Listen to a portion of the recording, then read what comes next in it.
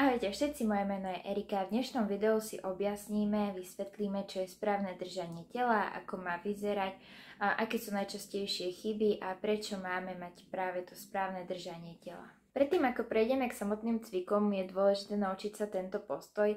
Je to predpoklad k tomu, aby sme daný cvik vykonávali správne po technickej stránke. Je zvláštne, že sa musíme učiť, ako správne stáť, sedieť, chodiť, behať, že pre nás tieto činnosti nie sú automatické a že ich nevykonávame správne. Uistím vás, že ide len o zvyk. Keď sa to naučíme, tak už budete mať chuť všetkých okolo seba opravovať a nebudete chápať, ako dokážu takto stať. Poďme si povedať, čo je vlastne to správne držanie tela. Je to postoj, pri ktorom sú všetky svaly a svalové skupiny harmonicky vyvážené a potrebujú vykonávať čo najmenšiu svalovú aktivitu pri dosiahnutí čo najlepšej stability. Nesprávne držanie tela je častokrát jednou z najčastejších príčin vzniku porúch alebo deformít pohybového aparátu. Opravou týchto návykov dokážeme nielen predísť, ale aj zmierniť vznik daných porúch. Najčastejšie sa to týka skolióz, hrudných hyperkyfóz, krčných a driekových hyperlordóz.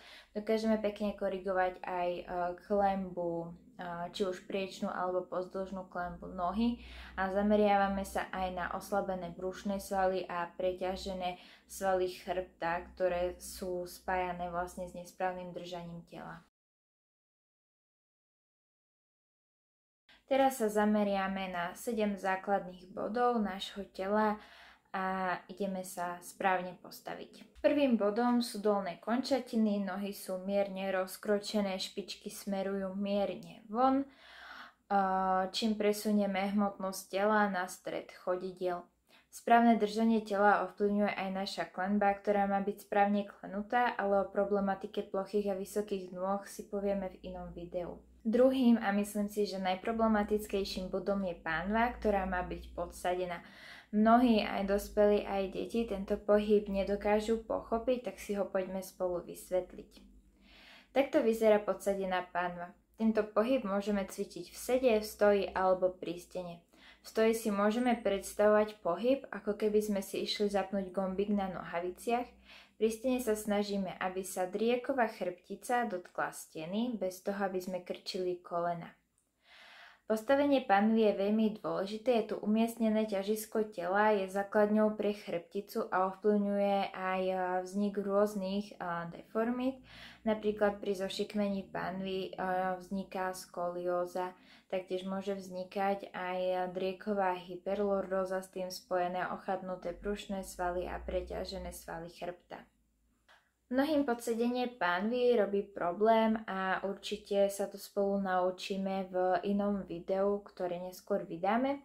Deťom zatiaľ tento pohyb vysvetlíme nasledovne, vyzveme ich, aby stiahli a napli sedacie svaly, čiže zadok, napli a stiahli brucho. A tento pohyb častokrát vedie k tomu, že deti zadržia dých, to sa nesmie stávať, stiahneme brucho, napneme zadok, ale v dýchaní pokračujeme normálne. Nasledovnými bodmi sú chrbtica a brušná stena. Pri chrbtici dbáme na to, aby sme zachovávali to jej prirodzené zakrivenie. Brušnú stenu napneme a udržiavame trup vzpriamený. Prechádzame k 5. bodu a to sú ramena a lopatky. Ramena ťaháme dole, mierne dozadu, čím pekne otvoríme hrudník a dáme priestor pľúcam pri dýchaní.